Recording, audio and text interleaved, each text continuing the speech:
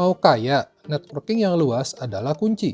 Selamat datang kembali di channel Kapan Kaya, di mana kita bersama-sama akan mencoba menjawab sebuah pertanyaan penting dalam hidup. Kapan kaya?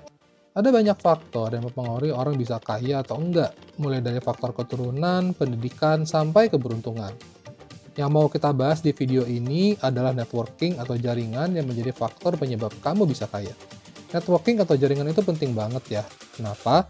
Tanpa networking atau jaringan, usaha yang kita lakukan akan lebih berat.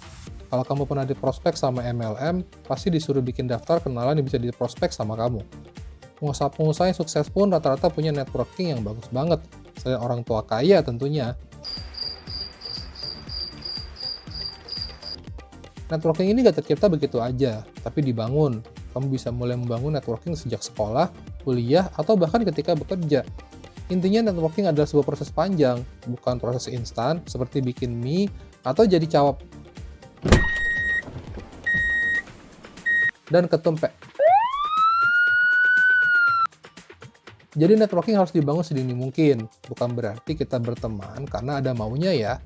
Intinya kita mencoba membangun hubungan baik dengan semua orang, membuka pergaulan kita seluas mungkin, memperluas zona nyaman supaya bisa memperluas jaringan pertemanan. Nah, kenapa sih kita butuh networking? Lalu apa bedanya networking sama orang dalam? Gimana caranya kita bisa membangun networking yang bagus? Tonton video ini sampai habis ya. Kenapa kita butuh networking? Seperti yang sudah disebutkan sebelumnya, networking dapat mempermudah usaha kita. Contohnya, misalnya kita sedang mencari informasi terkait tender atau kebutuhan barang perusahaan. Kalau kita punya networking yang bagus, bisa jadi kita mendapatkan pemberitahuannya bertepatan dengan penayangan link tender. Atau contoh lain, ketika kemarin konser Coldplay, kita kehabisan tiket, dengan networking yang bagus, mendapatkan tiket dari orang lain itu tidak akan menjadi masalah.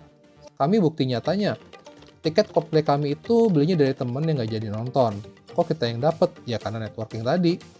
Boleh dong pinjam 100. Kalau kayak gitu, apakah networking itu sama dengan melakukan nepotisme atau punya orang dalam? Ya, dalam beberapa situasi memang agak mirip ya. Namun ada sedikit perbedaan.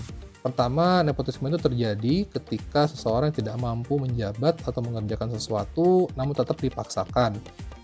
Sementara networking pada dasarnya adalah memperluas peluang kita. Masalah kita akan dapat atau enggak, itu tergantung dari kemampuan kita. Namun tidak menutup kemungkinan juga kita mendapatkan proyek tersebut akibat preferensi pribadi dari pemilik proyek yang lebih kenal kita.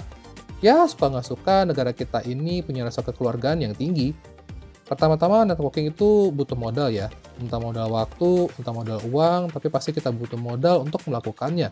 Misalnya, kamu diajak datang ke pesta ulang tahun, atau sekedar nongkrong. Itu semua butuh modal. Nggak banyak memang, tapi tetap butuh modal. Kamu bisa memulai networking kamu dari tempat kamu menimba ilmu. Bisa dari tempat les, bisa dari sekolah, bisa juga dari kampus. Terutama ketika kamu sudah di kampus ya. Kamu bisa mulai dari ikut organisasi kampus atau kepanitiaan kampus yang membuka relawan. Selain akan tampak bagus untuk CV kamu ke depannya, kepanitiaan kampus akan menambah networking kamu. Mungkin tadinya kamu nggak kenal sama anak jurusan A, karena kepanitiaan kamu jadi kenal. Ketika kita bekerja sama dalam waktu yang lumayan lama, tentunya bonding atau ikatan akan terbentuk, sehingga mereka-mereka ini akan jadi bagian dari networking kamu, dan sebaliknya. Selain dari tempat menimba ilmu, kamu juga bisa membangun networking melalui hobi kamu. Bergabung dengan komunitas bisa menjadi cara untuk membangun jaringan kamu. Komunitas dengan hobi atau kesukaan yang sama tentunya memudahkan kamu untuk berbaur. Usahakan untuk selalu hadir dalam setiap kesempatan kopdar, dan jadi orang yang mau direpotin. Hal tersebut penting supaya nama kamu akan selalu terdengar dalam setiap kesempatan. Artinya akan lebih banyak yang mengenal kamu di komunitas tersebut. Makin besar komunitasnya, tentunya akan makin banyak juga orangnya, dan akan makin baik dampaknya untuk kamu. Membangun jaringan lewat hobi adalah cara yang menyenangkan dan efektif untuk bertemu orang-orang baru yang memiliki minat yang sama dengan kamu. Selain itu, membangun jaringan lewat hobi juga dapat membantu kamu untuk mengembangkan diri dan meningkatkan keterampilan kamu. Berikut adalah beberapa tips untuk membangun jaringan lewat hobi. Pilih komunitas yang sesuai dengan minat kamu. Hal ini akan membuat kamu lebih nyaman dan mudah untuk berbaur dengan anggota komunitas lainnya. Bergabunglah dengan kegiatan-kegiatan komunitas. Hal ini akan membantu kamu untuk mengenal anggota komunitas lainnya lebih baik. Jadilah anggota yang aktif. Jangan hanya menjadi penonton, tetapi ikutlah berpartisipasi dalam kegiatan-kegiatan komunitas. Berbagilah pengalaman dan pengetahuan kamu.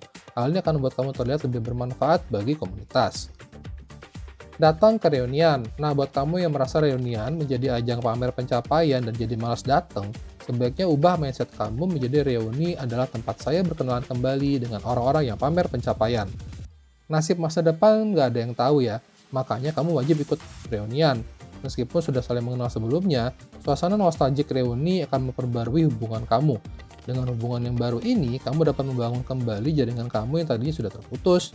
Ngomong-ngomong soal reuni, ada satu cara lagi supaya kamu bisa memperbarui jaringan kamu dengan lebih erat, yaitu jadi panitia reuni. Dengan menjadi panitia reuni, kamu akan berkenalan kembali dengan lebih cepat. Kepanitiaan reuni bahkan dapat membuka perkenalan baru dengan teman-teman yang mungkin belum kamu kenal. Kamu juga bisa unjuk kemampuan dan pengetahuan kamu. Dan seperti yang sudah disebutkan sebelumnya, kegiatan kepanitiaan akan memperkuat bonding atau ikatan kamu dengan teman-teman lamamu dan teman-teman barumu. Kamu bakal bisa chat, telepon, atau mengobrol langsung dengan teman-teman kamu yang sudah jadi pejabat tinggi atau pimpinan perusahaan besar tanpa harus merasa canggung. Oh iya, usahakan untuk tidak mencari keuntungan berupa uang atau sejenisnya ketika menjadi panitia reuni. Apabila kamu mampu, tidak ada salahnya juga kamu menjadi sponsor atau berkontribusi dalam acara tersebut. Membangun jaringan juga bisa lewat pekerjaan. Nah, buat kamu yang sedang bekerja di perusahaan besar atau dengan orang besar, ini adalah kesempatan kamu untuk membangun jaringan dengan banyak kemudahan.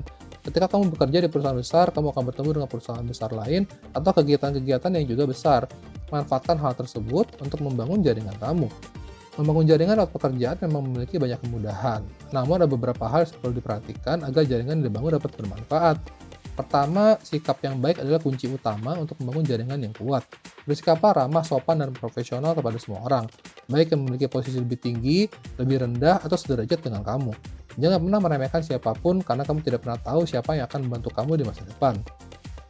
Kedua, tempatkan diri kamu sesuai dengan posisi dan jabatan kamu. Jangan terlalu memaksakan diri untuk menjalin hubungan dengan orang-orang yang memiliki posisi lebih tinggi dari kamu. Hal ini justru akan membuat kamu terlihat tidak profesional. Mulailah dengan membangun hubungan dengan rekan kerja kamu, lalu tingkatkan hubungan tersebut secara bertahap. Ketiga, tetaplah menjalin kontak dengan orang-orang yang kamu temui. Jangan hanya bertemu sekali lalu menghilang. Tetaplah berkomunikasi dengan mereka, baik secara langsung atau melalui telepon atau media sosial. Hal ini akan membuat hubungan kamu tetap terjalin dan dapat bermanfaat di masa depan. Berikut ada beberapa contoh manfaat yang dapat kamu peroleh dari membangun jaringan lewat pekerjaan. Mendapat peluang baru. Jaringan yang luas dapat membantu kamu mendapatkan peluang kerja baru, baik di lingkungan perusahaan yang lama ataupun di perusahaan yang lain. Mendapat akses informasi penting. Jaringan yang luas dapat membantu kamu mendapatkan akses ke informasi penting, seperti informasi tentang peluang bisnis, perkembangan industri, atau tren terbaru. Mendapatkan dukungan dari orang-orang berpengaruh. Jaringan yang luas dapat membantu kamu mendapatkan dukungan dari orang-orang yang berpengaruh, yang dapat membantu kamu mencapai tujuan kamu. Jadi jangan ragu untuk membangun jaringan lewat pekerjaan. Dengan sikap yang baik, strategi yang tepat, kamu dapat membangun jaringan yang kuat dan bermanfaat bagi karir kamu. Nah, sampai di sini udah mulai kebayang. Membangun jaringan itu memang tidak mudah, ada proses yang harus kamu lalui. Kamu juga harus keluar dari zona nyaman kamu untuk selalu berkenalan dengan orang-orang baru, menyesuaikan diri, serta meluangkan waktu. Namun percayalah, ketika kamu punya jaringan yang luas, segalanya akan jauh lebih mudah. Nggak percaya? Coba deh dari sekarang. Kalau kamu punya pengalaman yang mirip-mirip atau beda banget soal networking, boleh komen di bawah ya.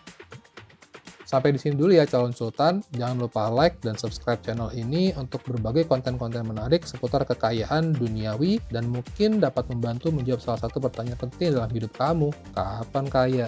Sampai jumpa di video selanjutnya.